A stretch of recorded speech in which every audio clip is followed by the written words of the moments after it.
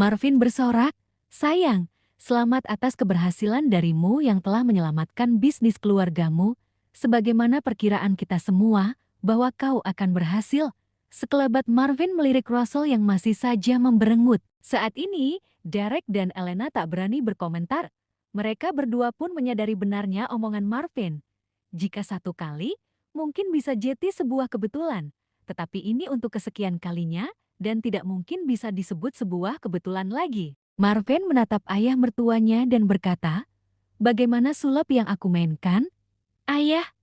Tapi, aku tidak mengatakannya sulap ataupun sebuah kebetulan, melainkan keyakinan, rasa percaya, kerja keras, bersyukur, dan tentu saja berlapang dada. Iya kan, kakak ipar? Derek tentu tidak ingin kebahagiaan pada hari ini lantas terkikis lantaran adu argumen dengan menantunya. Meskipun di hatinya mulai kembali timbul rasa percaya, mulutnya tak mampu mengatakannya. Begitupun istrinya. Ketika mendengar pencerahan dari Jennifer, perlahan tapi pasti rasa percaya itu pun tumbuh, namun sebagian hatinya yang lain masih terasa berat dikarenakan status menantunya yang buruk. Elena masih butuh waktu. Marvin menggagahkan diri dan berkata kepada Russell, "Saudara iparku, aku tidak ingin kau senasib dengan Rayman dan Damien. Jelas semua orang di sini sudah tahu kan dua orang itu menjadi apa sekarang. Russell, kau sebenarnya kalah bertaruh denganku, maka seharusnya kau melepas jabatanmu lalu menjadi staf biasa, serta mengikhlaskan dan mendukung adikmu untuk maju. Bukankah Jennifer telah membuktikannya?" Kecar Marvin lalu tersenyum tipis. Karena merasa dirinya besar, Russell acuh tak acuh. Dia justru berpura-pura lupa ingatan bahwa seharusnya dia mengakui kekalahannya. Meskipun Rayman dan Damien menjadi bukti jelas, Russell tetap pada wataknya yang keras kepala. Jika nanti Marvin menimpukinya dengan tumpukan uang miliaran atau menyiramnya dengan ribuan liter minyak hitam, barulah Russell akan percaya. Marvin hanya bisa menahan tawa tatkala menyaksikan tingkah iparnya yang sebenarnya jauh lebih memalukan. Jika dibandingkan dengan Axel, jelas Russell ini tidak ada apa-apanya, cuma menang omong, walaupun kosong. Meski demikian, suatu saat Marvin akan membuat Russell sangat tercengang. Marvin memastikannya. Hari sudah hampir malam. Marvin mengajak istrinya untuk pulang ke rumah sebelum berpamitan.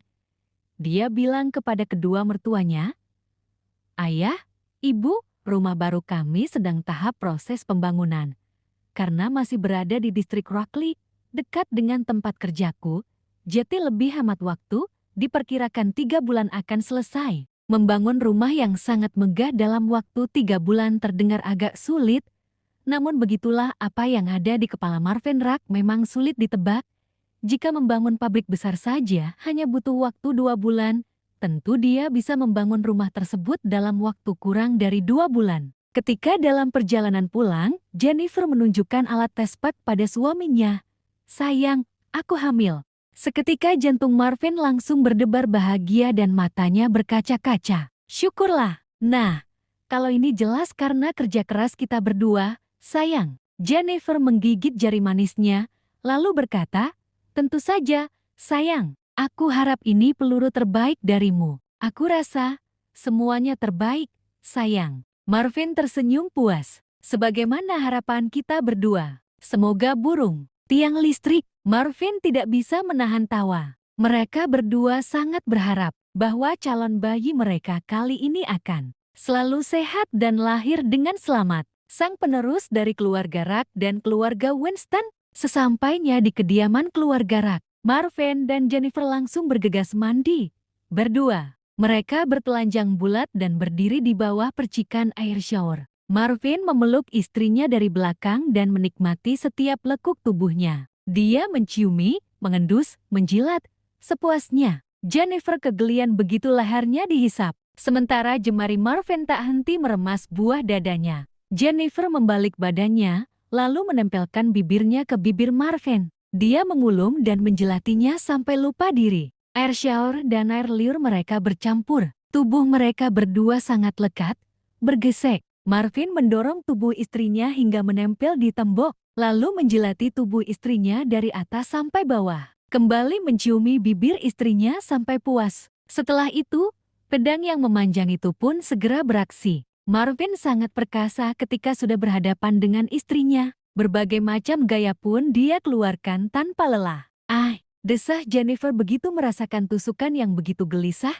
geli-geli basah. Melihat suaminya lebih bergairah, Jennifer makin gregetan. Wanita itu menyugar rambutnya ke belakang. Lalu dengan sepenuh nafsu menghisap leher suaminya. Dengan gerakan prodarinya, Jennifer berhasil memberikan kepuasan kepada suaminya. Sementara Marvin tak bergeming, dia juga harus memberikan kepuasan kepada istrinya. Marvin mengerang. Suara yang terpusat di dadanya begitu menggetarkan, sehingga Jennifer makin nafsu tak alang kepalang. Hah? Lalu, suara hantaman dan gesekan tubuh mereka pun menggema di bathtub putih. Cipratan air ke sana kemari karena gerakan tubuh mereka yang aduhai. Ah, sayang. Desah Jennifer begitu menikmat sensasi klimaks ketiga di waktu 30 menit. Tidak lama berselang, ketika posisi Jennifer menungging, Marvin menembakkan pelurunya dengan begitu bergairah. Ah, dia meringis dan menyeringai ganas. Setelah selesai, mereka pun kembali berdiri berdua di bawah guyuran air shower, saling membersihkan diri satu sama lain.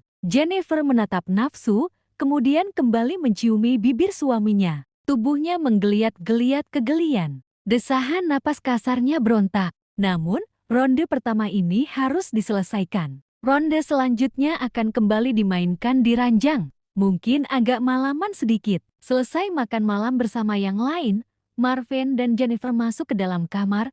Segera Jennifer berdiri terpancang di hadapan lemari pakaian.